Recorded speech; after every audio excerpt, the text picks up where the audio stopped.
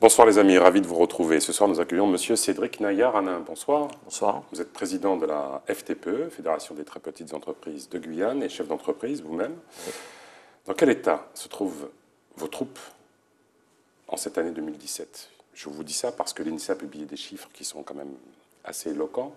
Près de 80% des entreprises guyanaises ont connu une baisse de leur activité.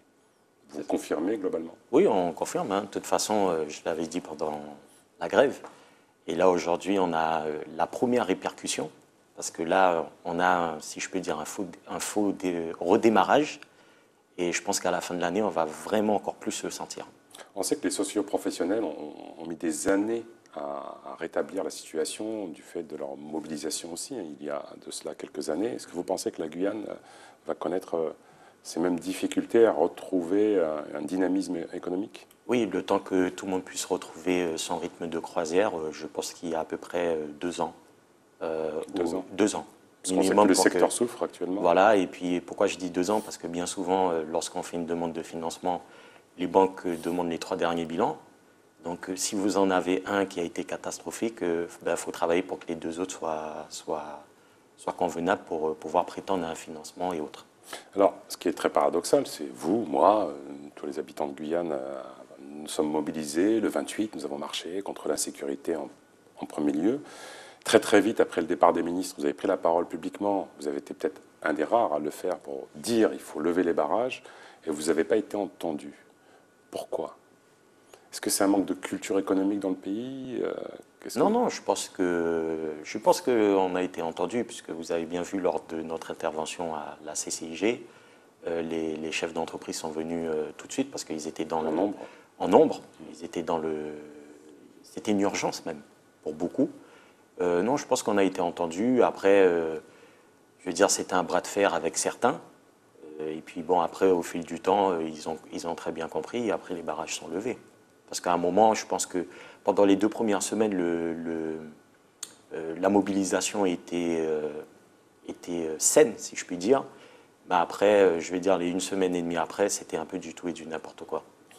Comment on explique cette absence? Alors, je dépasse le cadre de la mobilisation de façon plus générale.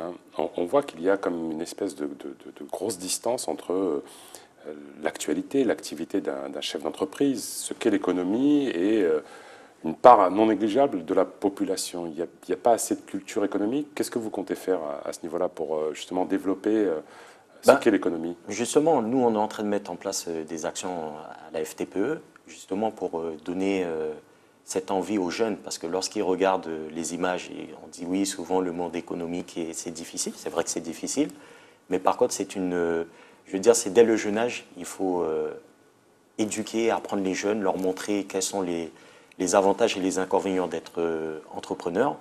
Là, on a une action, par exemple, très prochainement avec les grands frères, où en fait, on ira dans les quartiers à la rencontre des jeunes pour pouvoir raconter notre parcours, qui plus souvent n'a pas été facile, mais comme je le dis souvent, notre pire ennemi est notre mental.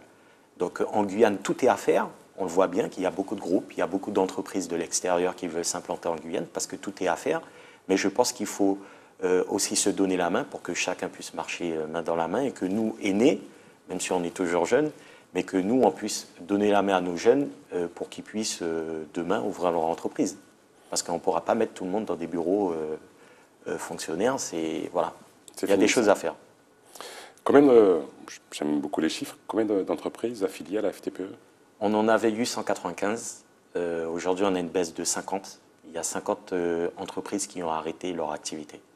Donc cette année, on aura une baisse. En partie liée à la mobilisation? Liée totalement à la mobilisation. 50 entreprises? Oui, des personnes qui sont dégoûtées, qui ont préféré arrêter. D'accord.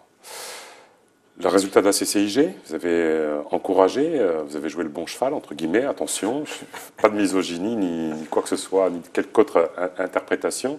Heureux du résultat? Oui, heureux du résultat. Karine Sinaï Bossou incarne le renouveau du paysage économique guyanais. En plus, c'est la 2e vice-présidente de la FTPE. Donc elle est au courant voilà, des particularités. Elle était là lors de la mobilisation. Pour nous, c'est une belle victoire, une réussite. Et aussi, pareil, on démontre aux jeunes que lorsqu'on veut, on peut. Qui aurait dit que ça serait une femme jeune présidente de la CCI. Il y a beaucoup de jeunes dans son équipe. Il y a aussi des anciens qui sont là toujours pour encadrer et pour structurer les choses. Mais en tout cas, c'est une belle victoire. Vos locaux de la FTPE sont situés au sein de la Chambre de commerce? C'est ça, donc, on est à la Chambre de commerce. Les chefs d'entreprise qui souhaitent vous contacter physiquement, on va dire, Exactement. ils peuvent venir? C'est ça, on est au assurez deuxième étage. Deuxième étage. Deuxième étage. Le président de la République arrive, accompagné du président de la Commission européenne. C'est un président qui, pour le moment, apparaît comme quelqu'un de libéral, veut, je veux dire, lever les freins à l'initiative économique. Qu'en attendez-vous ici en Guyane?